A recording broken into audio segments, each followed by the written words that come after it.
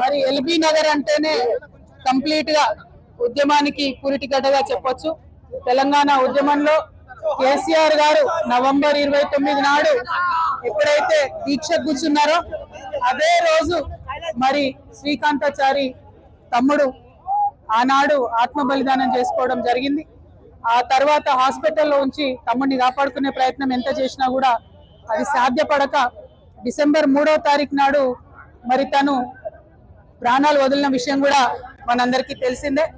ఒక పక్క దీక్ష, ఇంకొక పక్క ఈ బిడ్డలు చేస్తున్నటువంటి త్యాగాలు, ఇంకొక పక్క వారి స్ఫూర్తితోని యావత్తు తెలంగాణ కూడా రగిలి ప్రతి ఊర్లో కూడా దీక్షా శిబిరాలు వెళ్ళడం, ప్రతి ఊర్లో కూడా ఆడబిడ్డలు బోనాలు బతుకమ్మలు ఎత్తుకొని ప్రొటెస్ట్ చేయడం, విద్యార్థులు అన్ని యూనివర్సిటీల్లో మరి పోరాటం చేయడం, ఉద్యమకారులు ఎక్కడికక్కడ పంతం పట్టుకొని ముందుకెళ్లడంతో ఇవాళ రాష్ట్రాన్ని సాధించుకున్న విషయం మనందరికీ తెలిసిందే. మరి శ్రీకాంతాచారి త్యాగాన్ని మాటల్లో కొలవలేము, అట్లని ఏమని మరి శ్రీకాంతాచారి త్యాగాన్ని కొలవాలో కూడా తెలియనటువంటి పరిస్థితి. శ్రీకాంతాచారి లాగా ఇంకా 1200 మంది బిడ్డలు కూడా అసూలు బాసినటువంటి విషయం మీ అందరికీ తెలిసిందే. మరి ఇవాళ వారి త్యాగాల పునాదుల మీద రాష్ట్రం ఏర్పాటైంది. ఏర్పాటైన రాష్ట్రంలో ఆనాడున్న బీఆర్ఎస్ గవర్నమెంట్ మరి కొంతమందికి న్యాయం చేసింది, ఇంకా న్యాయం చేయాల్సిన వాళ్ళు ఎంతో మంది ఉన్నారు.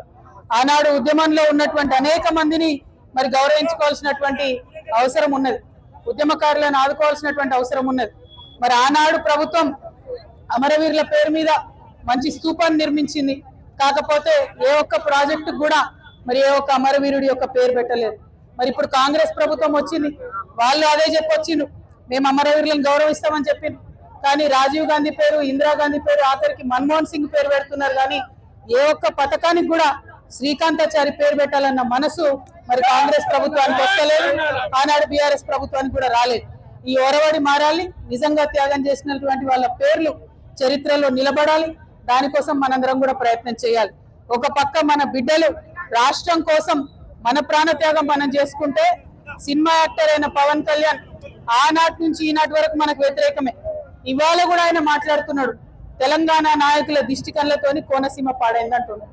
మనం ఎన్నడూ దిష్టి పెట్టలే, కోనసీమ బాగుంది, కోనసీమ ఎట్లుందో అట్లా తెలంగాణ కావాలనుకున్నాం తప్పితే ఏనాడు కూడా తెలంగాణ బిడ్డలకు మనస్సు చిన్నగా ఉండదు, పెద్దగా ఉంటుంది, పెద్దగా ఆలోచిస్తాం.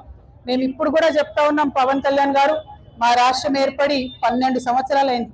ఈ 12 సంవత్సరాల్లో మేము ఎప్పుడు కూడా ఒకటే మాట అన్నాం, జై తెలంగాణ జై ఆంధ్ర అన్నాం. తెలంగాణ ఎంత బాగుందో ఆంధ్ర కూడా బాగుండాలన్నాం. నేను ప్రత్యేకంగా లోక్సభలో నిలబడి ఆంధ్రకు ప్రత్యేక హోదా కూడా ఇవ్వాలని అడిగిన.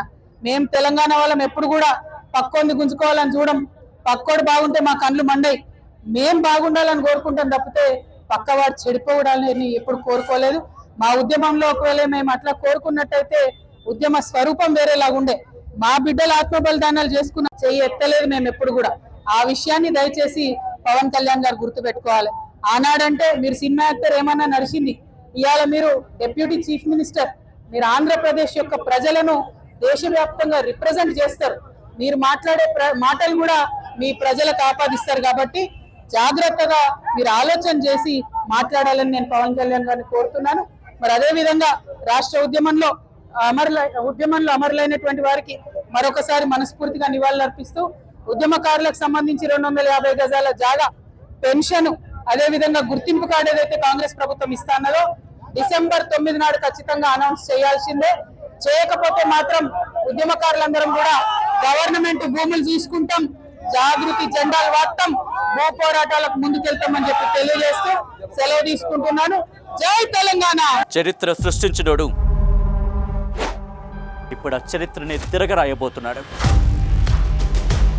అబద్ధాల గోడల్ని బద్దలు కొట్టి నిజాలను రాగా మీ ముందుంచబోతున్నాడు.